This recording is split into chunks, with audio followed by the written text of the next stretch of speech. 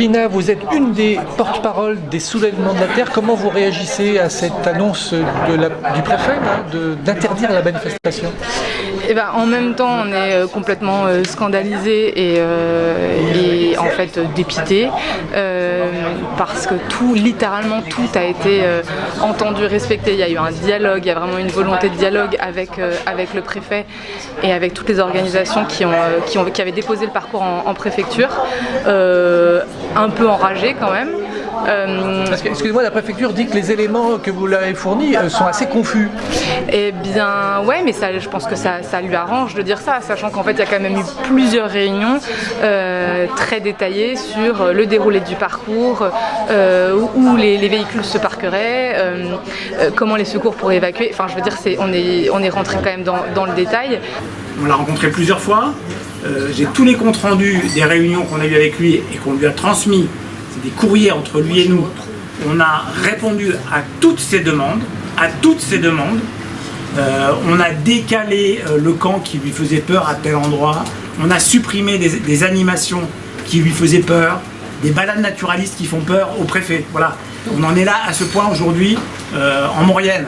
Comment vous réagissez à cette décision de la préfecture qui presque, on va dire, traite ces organisateurs comme un peu des terroristes ou des radicaux? C'est incompréhensible, c'est surtout la préfecture, l'État qui se comporte en terroriste face à un droit de manifester qui est constitutif de notre démocratie et qu'il ne devrait pas être empêché dans ce contexte-là.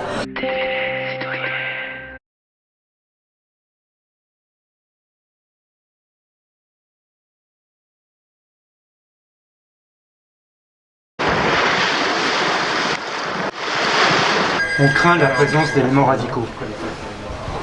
On craint toujours, enfin je veux dire les craintes on peut craindre qu'il y ait des orages, on peut craindre qu'il y ait des éboulements, on peut craindre qu'il y ait plus d'eau dans 10 ans en Savoie, on peut craindre beaucoup de choses. On ne sait pas là d'où viennent ces craintes, nous en tout cas on ne les connaît pas. Que ce qui se pressentait en tout cas depuis des semaines, c'est quand même une construction du discours sur la peur et donc c'est presque pas une surprise en fait vu là le contexte et le climat actuel de littéralement interdire toute forme d'opposition à l'État ou aux projets qui sont totalement en train de détruire la montagne, des terres agricoles et l'eau. Il y a un lobby derrière qui veut faire du béton avec le Lyon-Turin. Et je peux même ajouter que des gens comme Vinci, comme Bouygues, comme Eiffage qui empochent les marchés de Telt pour faire les travaux, sont aussi des concessionnaires des autoroutes. Ces gens-là n'ont aucun intérêt à mettre les camions sur le train. Ils ont le double langage. Et ça, il faut que ça se sache, parce que c'est derrière ce lobby que se situent ses intérêts.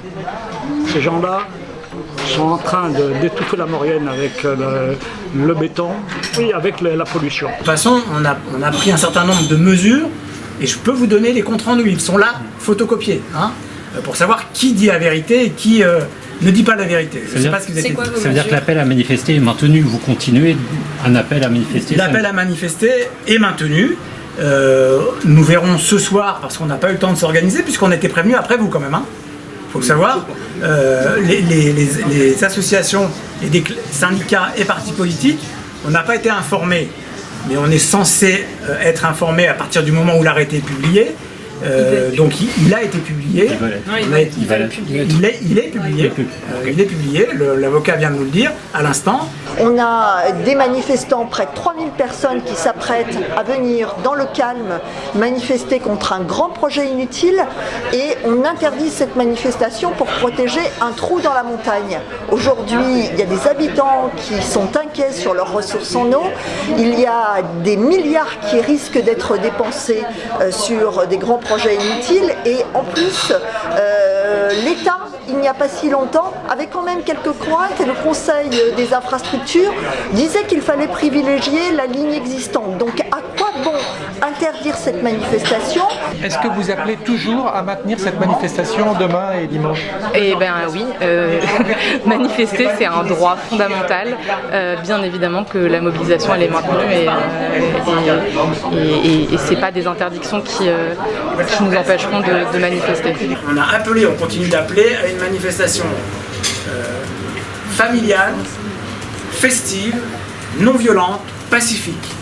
Et ça, c'est toutes nos manifestations organisées en Maurienne ou ailleurs ont été de cette nature-là. Et ils le savent très bien. Donc il y a une volonté délibérée de la part des services de l'État et de certains élus locaux de mentir à tout le monde et de faire croître un mensonge énorme contre lequel on va se battre. Parce que nous ne sommes pas les gens qui disent. Nous sommes au contraire des gens qui souhaitons la paix avec la nature, la paix entre les individus. Il y a une manifestation aujourd'hui, essentiellement d'élus, devant la gare de Saint-Jean-de-Maurienne.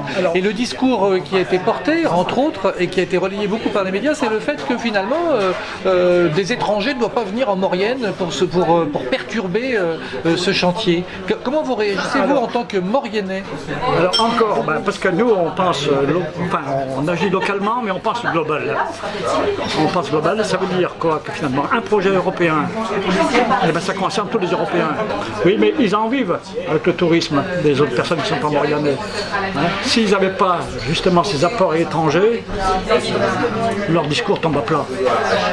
On est tous interdépendants, quoi. Donc il n'y a pas les Mauriennais d'un côté, il n'y a pas. Voilà.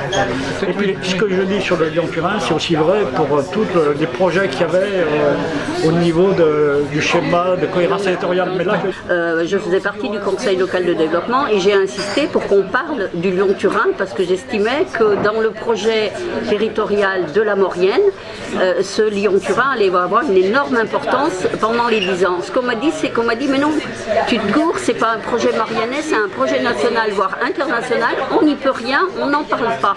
Et maintenant, ils viennent nous dire que ce n'est qu'un projet mauriennais et qu'il ne faut pas que les autres s'en mêlent. C'est un double langage incompréhensible. Incompréhensible. Alors, en fait, c'est la défense des baronnies locales. On va le dire, prépare peut-être la décision du président de la République de soustraire, en tout cas de dissoudre les soulèvements de la terre, et ça c'est intolérable. Nous comptons bien organiser un événement sur la Maurienne ce week-end.